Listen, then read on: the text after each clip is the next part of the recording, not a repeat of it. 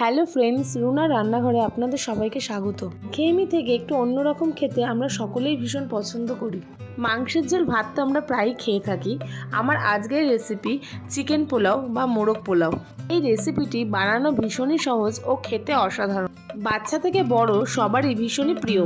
এখানে আমি নিয়েছি 750 গ্রাম উইথ বোন চিকেন। চিকেনটিকে প্রথমে ম্যারিনেট করে নিতে হবে। ম্যারিনেট করতে দিচ্ছি 100 গ্রাম টক দই, দিচ্ছি 2 চা চামচ সর্ষের তেল, 1 চা চামচ নুন, 1 চা চামচ হলুদ গুঁড়ো, 1 চা চামচ গোলমরিচ গুঁড়ো, 1 চা চামচ চিনি ও আর দিচ্ছি 1 চা চামচ লঙ্কার গুঁড়ো। সব কিছু দেওয়া হয়ে গেলে চিকেনটিকে ভালো করে মাখিয়ে নিতে হবে। সব কিছু মাখানো হয়ে গেলে চিকেনটাকে 1 ঘন্টার জন্য ম্যারিনেট করতে দিলাম। একটি কড়াইয়ে 3 টেবিল চামচ তেল গরম করতে দিলাম বেরেস্তাটি ভাজার জন্য, যেটি আমাদের পরে কাজে লাগবে। গ্যাসের ফ্লেমটিকে হাইতে রেখে বেরেস্তাটি ভাজতে হবে, না হলে বেরেস্তাটি ভালো ভাজা হবে না। ওই গরম তেলেই দিয়ে দিচ্ছি 1 চা চামচ মাখন। মাখনটি ভালোভাবে মিশিয়ে এলে ফোড়নের জন্য ব্যবহার করেছি একটি তেজপাতা, দিচ্ছি শাহজিরে শাহমরিচ জয়ত্রী, দিচ্ছি একটি স্টার আনিস, দিচ্ছি 2টি দারচিনি, দিচ্ছি একটি বড় এলাচ, 3টি লবঙ্গ, 3টি ছোট এলাচ ও 7-8টা গোটা গোলমরিচ। সব মশলা দিয়ে 30 সেকেন্ডের জন্য নাড়াচাড়া করে যখন সুন্দর গন্ধ বেরিয়ে আসবে তখন দিয়ে দেব আগে থেকে কেটে রাখা 3টি পেঁয়াজ। নাড়াচাড়া করতে করতে পেঁয়াজটির রং যখন গোল্ডেন ব্রাউন হয়ে আসবে তখন দিয়ে দেব আদা, রসুন ও কাঁচা লঙ্কার পেস্ট। গ্যাসের ফ্লেম হাইতে দিয়ে মশলাটি একটু কষে এলে দিয়ে দিতে হবে 1/2 চা চামচ করে ধনে ও জিরে গুঁড়ো। এরপর একটু নাড়াচাড়া করে দিয়ে দিচ্ছি ম্যারিনেট করে রাখা চিকেনের পিসগুলি। আমি এখানে চিকেনের ছোট পিস ব্যবহার করেছি, আপনারা চাইলে চিকেনের বড় পিসও ব্যবহার করতে পারেন। সব কিছুকে ভালো করে মিশিয়ে গ্যাসের ফ্লেমটিকে মিডিয়ামে রেখে চিকেনটিকে 15 মিনিটের জন্য ঢাকা দিয়ে কষতে দেওয়া হলো। 15 মিনিট পর ঢাকনা খুলে দেখলাম চিকেন থেকে তেল ছেড়ে এসেছে। এবার আমাদের আরও কিছু উপকরণ অ্যাড করতে হবে। দিয়ে দিচ্ছি 25 গ্রাম কাজু ও 25 গ্রাম আমন্ড বাদামের করে রাখা পেস্টটি, দিচ্ছি 1 চামচ জায়ফল গুঁড়ো, 4-5টি ড্রাই রোজ ও 1/2 চামচ নুন দেওয়া হচ্ছে।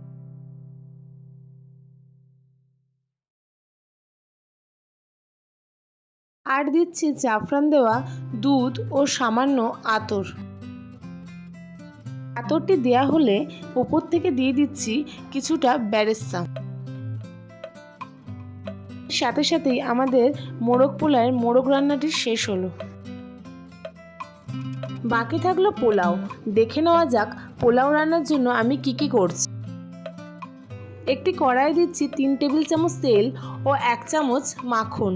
মাখনটি তেলে মিশে গেলে দিয়ে দিচ্ছি 2টি তেজপাতা, দিচ্ছি 2টি দারচিনি, 3টি এলাচ ও 3টি লবঙ্গ দিয়ে ভালো করে নাড়াচাড়া করে নিচ্ছি।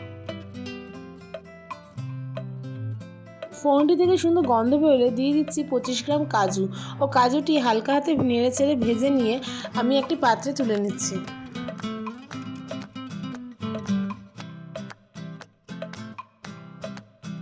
এবার দিয়ে দিচ্ছি কুড়িয়ে রাখা আদা। আদাটি ভাজা হয়ে গেলে দিয়ে দিচ্ছি কেটে রাখা 2টি পেঁয়াজ।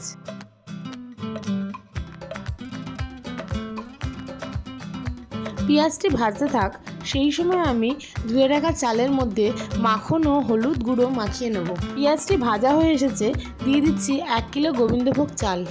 ঝরঝরে পোলাও বানানোর জন্য আমি আগেই চালের মধ্যে মাখন মাখিয়ে নিয়েছিলাম। এবার চালটিকে হালকা হাতে নাড়াচাড়া করে দিয়ে দিচ্ছি 25 গ্রাম কাজু ও 25 গ্রাম কিশমিশ। আর দিচ্ছি 1 চামচ নুন ও 1 চামচ চিনি। সব কিছুকে ভালো করে মিশিয়ে নিচ্ছি। এবার অ্যাড করছি জল। আমি এখানে যেহেতু 1 কিলো চাল ব্যবহার করেছি তাই সেখানে জলটা নিয়েছি 2 লিটার। আপনারা যতটা চাল ব্যবহার করবেন তার ডবল জল ইউজ করবেন, তাহলে চালটিও গলবে না ও একদম ঝরঝরে পোলাও তৈরি হবে। চালটি সেদ্ধ হওয়ার জন্য ঢাকা দিয়ে দিলাম ও মাঝে মাঝে চেক করতে হবে যেন চালটি গলে না যায়। বন্ধুরা দেখুন আমাদের পোলাওটি কি সুন্দর ঝরঝরে হয়েছে। এবার আমরা আমাদের রান্নার অন্তিম পর্যায়ে চলে এসেছি। অর্ধেকটা চাল আমি একটি পাত্রে তুলে রাখলাম।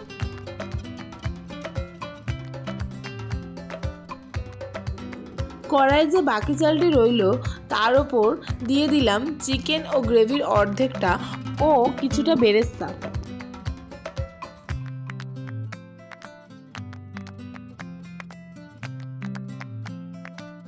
আর দিচ্ছি 1 চামচ গোলাপ জল ও 1 চামচ কেওড়া জল। বাকি যে অর্ধেকটি চাল আমি তুলে রেখেছিলাম সেটি আমি চিকেনের লেয়ারের উপর দিয়ে সুন্দরভাবে সাজিয়ে দিচ্ছি। চালগুলি সুন্দরভাবে সাজানো হয়ে গেলে ঠিক একইভাবে দিয়ে দিচ্ছি অবশিষ্ট চিকেন, গ্রেভি ও বেরেস্তার বাকি অংশটা।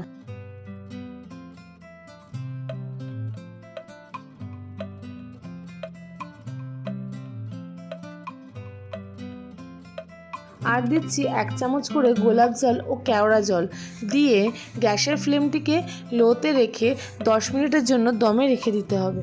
10 মিনিট পর দম দেওয়া হয়ে গেলে ঢাকনাটি খুলে দিলাম। এর সাথে সাথেই বন্ধুরা দেখুন কি সুন্দর মোরগ পোলাও বা চিকেন পোলাও রেসিপি তৈরি হয়ে গেছে। যদি ভালো লেগে থাকে তাহলে বাড়িতে অবশ্যই ট্রাই করবেন ও কমেন্টে লিখে জানাবেন কেমন লাগলো আমার এই রেসিপি। আর লাইক ও সাবস্ক্রাইব করতে ভুলবেন না কিন্তু, এবং সঙ্গে শেয়ারও করে দেবেন। দেখা হবে নেক্সট ভিডিওয়ে নতুন কোনো রেসিপি নিয়ে। ভালো থাকবেন ও সুস্থ থাকবেন। নমস্কার।